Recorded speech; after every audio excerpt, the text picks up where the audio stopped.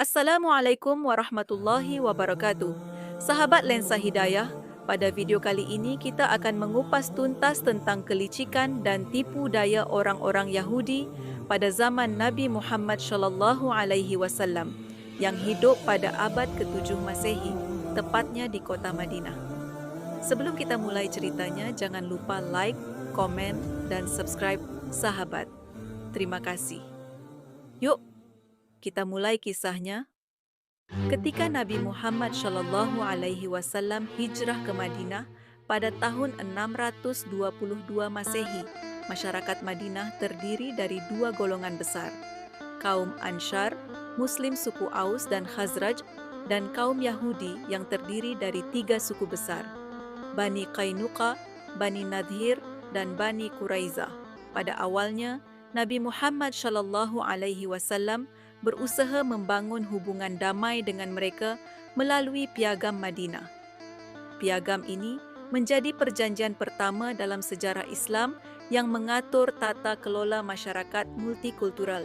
Salah satu poin penting dalam piagam tersebut adalah semua pihak wajib mematuhi keputusan Nabi Muhammad sallallahu alaihi wasallam sebagai pemimpin Madinah.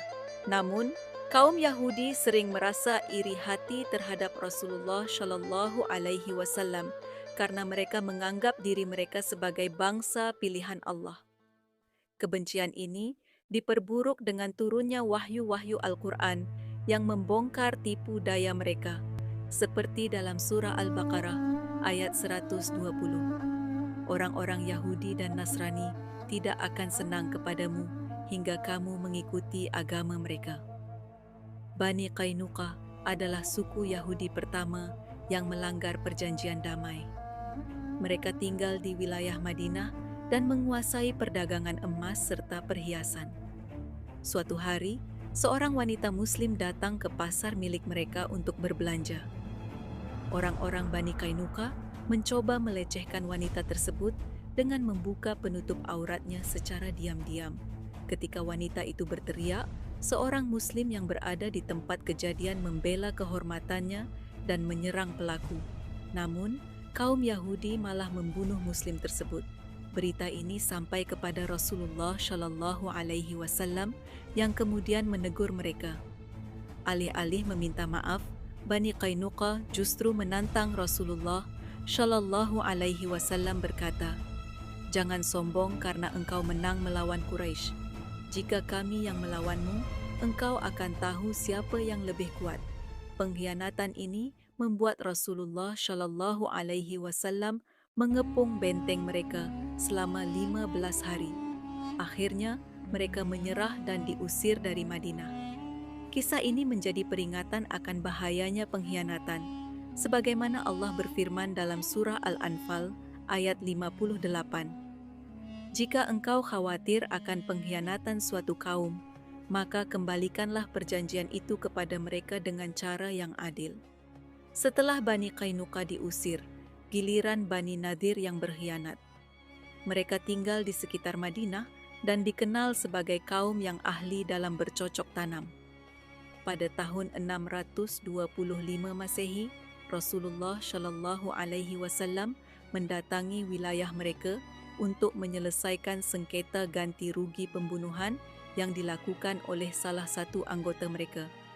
Namun, kaum Bani Nadhir bersekongkol untuk membunuh Rasulullah sallallahu alaihi wasallam dengan menjatuhkan batu besar saat beliau sedang duduk di salah satu rumah mereka. Allah mengungkap rencana mereka melalui wahyu, sebagaimana disebutkan dalam surah Al-Hasyr ayat 11. Apakah kamu tidak memperhatikan orang-orang munafik yang berkata kepada saudara-saudara mereka yang kafir dari golongan ahli kitab, "Sesungguhnya jika kamu diusir, kami pasti akan keluar bersamamu dan kami tidak akan patuh kepada siapa pun untuk menyusahkan kamu." Rasulullah sallallahu alaihi wasallam segera meninggalkan tempat tersebut. Beliau kemudian memerintahkan pengepungan selama beberapa hari hingga mereka menyerah. Rasulullah sallallahu alaihi wasallam memberikan waktu bagi mereka untuk meninggalkan Madinah dengan membawa apa yang sanggup mereka angkut kecuali senjata. Kemudian, Pengkhianatan Bani Quraizah adalah yang paling berat. Pada tahun 627 Masehi, saat kaum muslimin menghadapi perang Ahzab, perang Khandaq, Bani Quraizah melanggar perjanjian dengan bekerja sama dengan pasukan Quraisy dan sekutunya untuk menyerang kaum muslim dari dalam. Allah menggambarkan situasi genting ini dalam surah Al-Ahzab ayat 10-11. Ketika mereka datang kepadamu dari atas dan dari bawahmu, dan ketika penglihatanmu terpana dan hatimu naik sampai ke tenggorokan. Setelah pasukan Quraisy mundur karena badai besar yang dikirim Allah, Rasulullah Shallallahu Alaihi Wasallam segera mengepung Bani Quraizah. Setelah 25 hari pengepungan, mereka menyerah. Rasulullah Shallallahu Alaihi Wasallam menyerahkan keputusan hukuman kepada Sa'ad bin Mu'adz, pemimpin suku Aus, yang memutuskan hukuman berdasarkan hukum Taurat. Laki-laki dewasa dihukum mati, sementara wanita dan anak-anak dijadikan tawanan.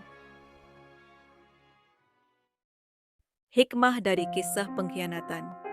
Ini 1. Keadilan Islam. Islam tidak memerangi siapapun tanpa alasan.